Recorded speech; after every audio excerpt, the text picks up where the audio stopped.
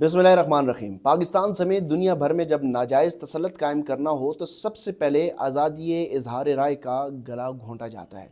क़याम पाकिस्तान से लेकर अब तक सहाफ़ियों पर बदतरीन तशद्दुद भी हुआ, जबरी तौर पर गुमशुदा भी किए गए, जबरी तौर पर निकाले भी गए। लेकिन गुज़िश्ता 2 सालों में इसमें काफ़ी ज़्यादा शिद्दत आई है। सहाफ़ियों को जबरी तौर पर बरतरफ़ करने का जो सिलसिला है वो तो मार्शल के अदवार का ख़ासा रहा है। और अब इस फ़हरिस्त में, जिस फ़हरिस्त में वो सहाफ़ी शामिल हैं जिनको जबरी तौर पर बरतरफ़ किया गया, नौकरियों से निकाला गया, सच बोलने की पादाश में ये सज़ा दी गई कि उनको नौकरी से निकाला गया, उस फ़हरिस्त में अब मैं भी शामिल हो चुका हूँ। मैं ज़ुबैर अली ख़ान हूँ और आप मेरा यूट्यूब चैनल देख रहे हैं। नाज़रीन, ये मेरा पहला वीलॉग है जबरी तौर पर बरतरफ़ होने के बाद। तो बहुत सारे लोग ये पूछ रहे हैं कि मुझे क्यों निकाला। हाँ, मैं ये बात तो नहीं करूँगा, क्योंकि हमारा काम है कि दूसरों की स्टोरीज़ लाना, दूसरों की ख़बर तलाश करना।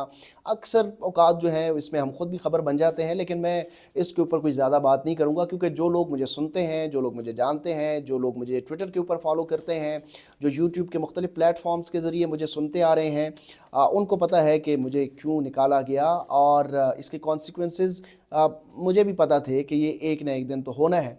और मैं तो इसमें, ये मेरे लिए प्राउड मोमेंट इसलिए भी है कि सहाफ़त की डेफिनेशन है कि speaking truth to the powers. और उस डेफिनेशन के ऊपर जो पूरा उतरता है, फिर उसके साथ वही होता है जो मेरे साथ हुआ है। तो मुझे ये खुशी है कि सिर्फ 9 साल के अरसे में मैं उस डेफिनेशन के ऊपर, उस मेयार के ऊपर पूरा उतरा हूँ।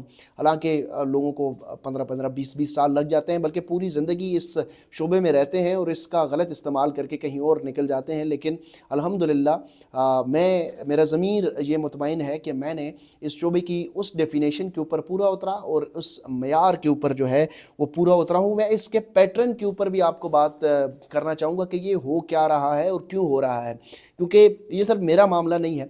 इस वक्त पाकिस्तान के अंदर बहुत सारे ऐसे सहाफ़ी हैं जो कि ज़ेर अताब हैं, और रिसेंटली ये 1 हफ़्ते 10 दिन के अंदर ज़ेर अताब आए हैं, और आने वाले दिनों में उनको भी जबरी तौर पर या बरतरफ़ कर दिया जाएगा या ख़ामोश कर दिया जाएगा। अगर ख़ामोश ना हुए तो फिर बरतरफ़ कर दिया जाएगा। तो ये एक पूरा पैटर्न है। आपको उसमें समझाने के लिए यही है कि 26वीं आइनी तरमीम के ज़रिए सुप्रीम कोर्ट को पहले मैनेज किया, फिर उस 26वीं आइनी तरमीम ने छोटे छोटे बच्चे दिए, जिसके ज़रिए इस्लामाबाद हाई कोर्ट को मैनेज किया गया, और उसी असना में पीका एक्ट भी लाया गया, ताकि सिर्फ सहाफ़ी नहीं, जो लोग, जो आम शहरी हैं, आपके पास मोबाइल फ़ोन है, आपके जिसके पास मोबाइल फ़ोन है, जो तनकीद करता है, जो फ्रस्ट्रेटेड है और जो सच बात करता है या अपने दिल की भड़ास निकालता है और हुकूमत को वो नागवार गुजरती है, ताकतवर लोगों को वो नागवार गुजरती है, तो आपको खमियाजा भुगतना पड़ सकता है। तो इलेक्ट्रॉनिक मीडिया पहले ही ज़ेर अताब था, वहाँ पे सेंसरशिप थी, कोई भी बात नहीं कर सकता था।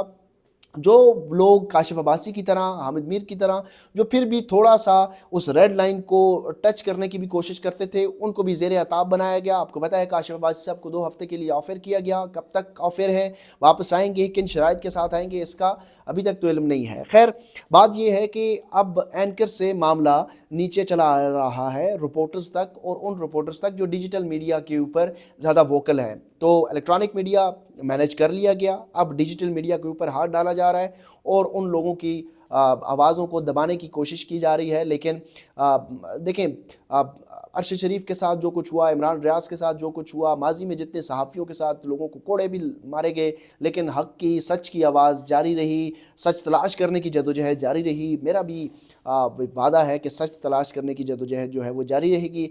अब चूँकि नौकरियों के दरवाज़े बंद हो चुके हैं, तो यूट्यूब के ज़रिए अल्हम्दुलिल्लाह ये एक अल्लाह ताला ने अब आजकल के हमारे दौर के जो सहाफ़ी हैं उनके लिए एक प्लेटफॉर्म तो है कि वो अपना रोज़गार जो है वो यूट्यूब के ज़रिए कमा सकते हैं। माजी में ये भी नहीं था, तो ये भी एक हम इतनी हिम्मत हमारे अंदर जो आती है, तो इसका एक ज़रिए ये भी है। ज़ाहिर है कौन चाहता है कि एक लगी जो तनख्वाह है मखसूस वो आपके अकाउंट में ना आए और चली जाए, और फिर आपको ज़ाहिर है मुश्किलात तो होती हैं। लेकिन इस चीज़ में बहुत सारे लोगों ने मुझे हौसला अफजाई भी दी, बात भी की, सपोर्ट भी किया, बहुत सारे लोगों ने रब्ता किया, मैं उनका शुक्रिया भी अदा करता हूँ। लेकिन एक चीज़ मैं कैटेगोरिकली यहाँ यहाँ पर ये बता दूँ, बयान करना चाहता हूँ कि मेरी ये राय है कि इसमें चूँकि ये प्रोफ़ेशन मैंने बाय चॉइस अपनाया है, और जब एक चीज़ के बाय चॉइस आपने अपनाया हो तो आपको किसके कॉन्सिक्वेंसेस का भी अंदाज़ा होता है कि जिस तरह मैंने पहले कहा कि speaking truth to the powers, जब आप ये इस डेफिनेशन के ऊपर पूरा उतरते हैं तो फिर आपको उसके कॉन्सिक्वेंसेस भी फेस करना पड़ते हैं। तो ये कॉन्सिक्वेंसेस हैं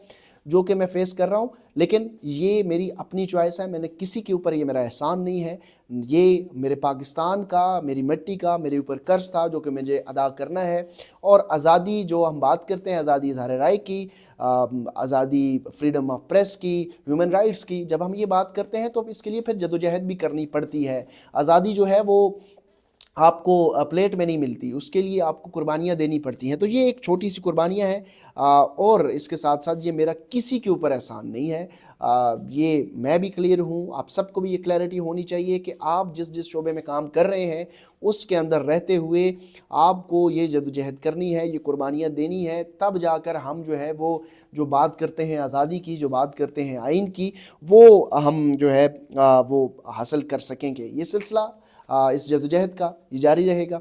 मेरा आप लोगों से ये वादा है कि अरशद शरीफ की जो सहाफ़त की मीरास है उसका अलम हम गिरने नहीं देंगे और वो जारी रखेंगे, और उसके साथ साथ जो सच तलाश करने की जद्दोजहद है वो भी जारी रहेगी। इस प्लेटफॉर्म के ज़रिए भी, 3 के प्लेटफॉर्म के ज़रिए तो ऑलरेडी हम बात कर ही रहे हैं। तो वो पैटर्न जो पीका मुतारफ़ करवाया गया है, उसके बाद जिस तरह सोशल मीडिया की आवाज़ों को दबाने की कोशिश की जा रही है, देखते हैं, लेट्स सी कि आइंदा आने वाले दिनों में क्या होता है। अगले व्लॉग तक मुझे इजाज़त दीजिए, अपना ख्याल रखिएगा। अल्लाह हाफ़िज़।